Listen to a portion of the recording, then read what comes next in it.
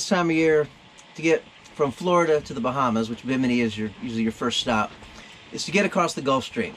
It's flowing north, and if winds are coming from the north, which they so often are in the winter, you have really rough seas. So you don't want to go across when the winds are coming out of the north. So we needed to find a window. Our friend Tim was there. We didn't really want to hang around for days and days. So we decided to break up the trip. We anchored at Rodriguez Key and give us a good northbound, northeast passage. That way the Gulf Stream's pushing us. They said the weather was going to be really calm and we could beat the north wind. Didn't work out that way. All right, we are in the Gulf Stream and cruising toward Bimini. We'll be there, it's about 5 in the afternoon, and we'll be there about 3 in the morning. Look, there's a flying fish. No wind to speak of, so we're motoring, but there's a north wind coming behind us, so we are going to get out of the Gulf Stream by the time that arrives. So the first 6 hours we motored, and it was so we were singing and dancing and having a good time. It was fabulous, and we kept saying, this is too good to be true. This is too good to be true. After hour 6, it was too good to be true. That's when the wind and the waves came and attacked us. So the waves were coming from the side, so literally we were bobbing over side to side to side, rolling and rolling and rolling and rolling for hours on end. It was horrible. Rocky could not stand up. He couldn't get his feet situated anywhere, so I took him down below and I tried to hold him, but he just couldn't handle it. It was just so rolly. We had not been in rolly seas like that. He can handle wind and waves and heeling, but that was a whole different thing, just the rolling back and forth. So it was crazy. But we did get there. We got there in the morning. We got there before daylight, so we did anchor and wait a couple hours to daylight to get in. Coming into the Bimini Channel can be a little bit tricky, so we really had to watch our depth charts, and we knew that our friends Sean and Rhonda were waiting for us to catch our lines, and we couldn't wait to get in. What do you think, Rocky? That's the Bahamas.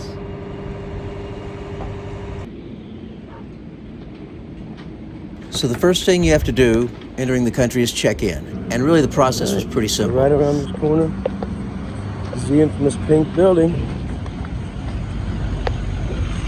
Everybody says to look for it, and that's it. Can't miss it. And that process just took a few minutes.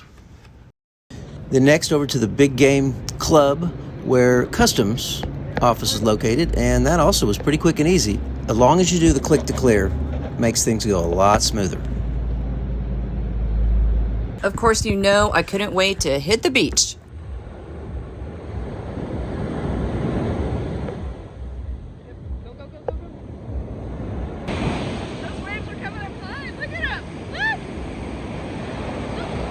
We couldn't wait to meet up with our friends from Kima, Sean and Rhonda. There's Sean. Cheers. And there's Rhonda. And there's Tim having a beer. There's Tim. Hi, Tim. Look. The water at the marina was so clear and beautiful, but we were told not to get in it because people had spotted a bull shark just a few days before. So we definitely stayed out of the water. So we went to breakfast with Sean and Rhonda, and they told us about this food truck. It looked a little sketchy at first, but actually it turned out to be some of the best food we had the whole time we were in Bimini. We met this wonderful cruising family, and the kids were just fascinated with Rocky. Yeah. Well, she got like inch long hair. Can I get a close-up picture of it? He wants to see it close up. Very cool, man. We kept saying to each other what a cool way that would be to grow up, cruising around the world, and these kids were mature beyond their years and so well behaved and really smart. We really enjoyed talking to these kids. Check it out. It's a little baby conch shell. Gonna put it in my treasures. We were told that one of the coolest things to do in Bimini was to visit the Dolphin House, and that turned out to be truer than true. My respect and my honor. So I'm billing them among you. Hence the name, Dolphin House. Okay. The Dolphin House comprises a boutique, a souvenir shop, a mini museum, a showroom on the second floor, a B&B on the third floor, a lighthouse on the rooftop. Built during the COVID-19 lockdown of 2020, and I call it a beacon of hope. Don't forget to look under that balcony because I've been up under there too. Beautiful. And I'm with a stiff neck, but I got the job done. I bet. There's 2 more dolphins over Two there. dolphin down over to your right there. Made more than 50. Folks, I've been right here for 1 year. 10 years and 1 year alone is right here. Is The white tiles are from the beach. Yeah. So Hey. the starfish eyes, you guys, from the dolphins? Oh, yeah. The rest of these tiles we're looking at, folks, are from the churches and the resort and the private homes. And Look at the bottles. Oh my goodness, that's hilarious.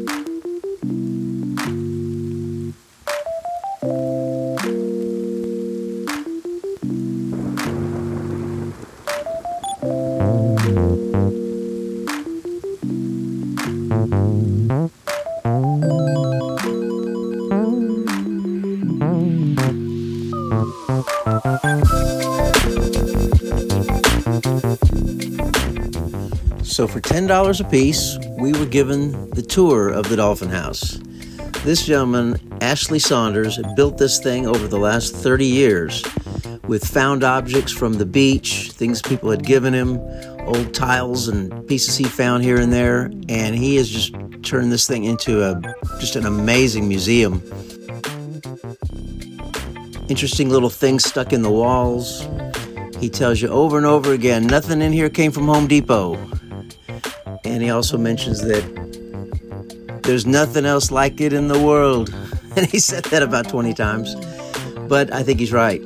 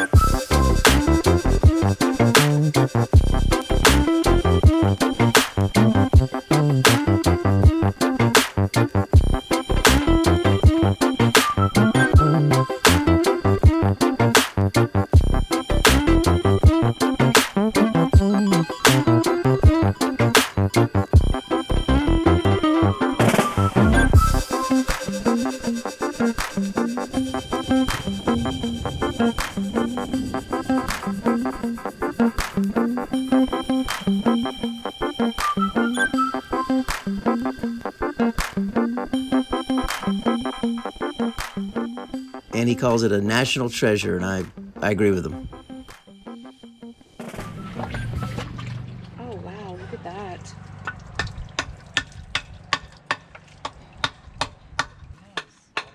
Yeah, beautiful.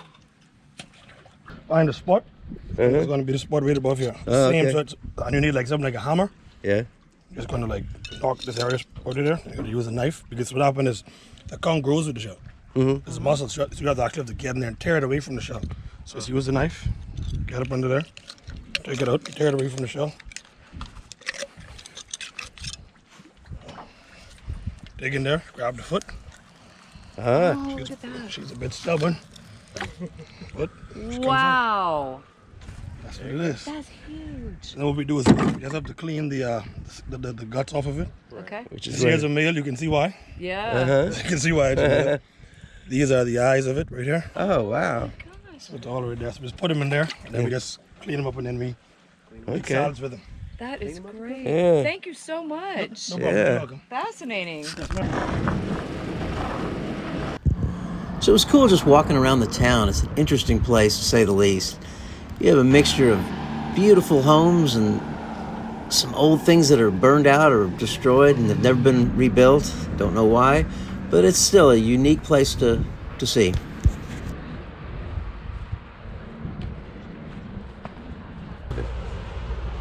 Hey.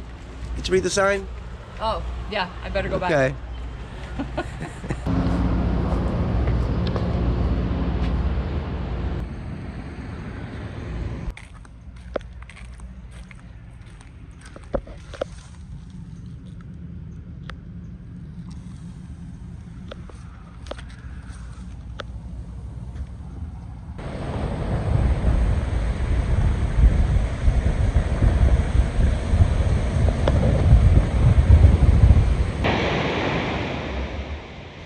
One of the coolest things we got to see while we were here in Bimini was the launching of the Space Force rocket that was over in Cape Canaveral. All the people from the marina came over to this little spot and we watched it together, and it was really neat. We had never seen the launching of a rocket before, so we really enjoyed it. We rented a golf cart and we decided to drive from one end of the island to the other, and that was so much fun.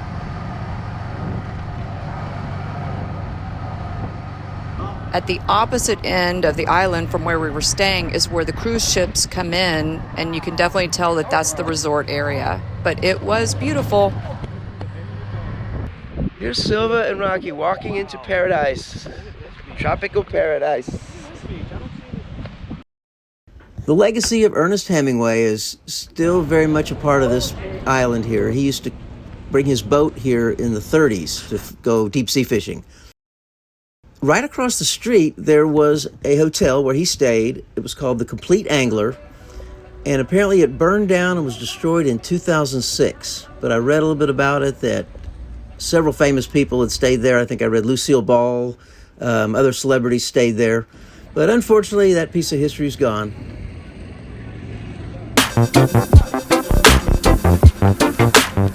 The grocery stores here are very small, and they're kind of like convenience stores back in the US, but they get their deliveries, their food deliveries on Thursdays from a big barge, and everyone knows that if you want fresh produce, that you need to get to the grocery store after noon on Thursdays.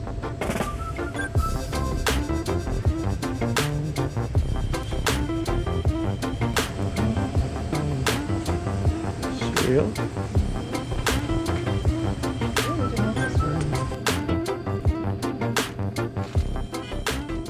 We were staying at the Blue Water Marina, and every day about noon, they started this super loud music, like rap music. And it wouldn't be so bad if it was just the rap music, but there's a guy with a microphone yelling on top of that, like, hey, guy, you know, and some kind of like sound effects, like, boo, boo, boo, boo, going on. And it's just, this would go on from noon to about midnight every single day. So we were very ready to leave Bimini after a few days.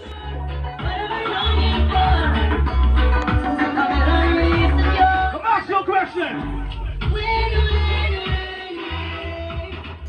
Because Bimini is so close to Florida, it's really an ideal place to check in if it's the first time entering the country. But it's not really a destination for cruisers.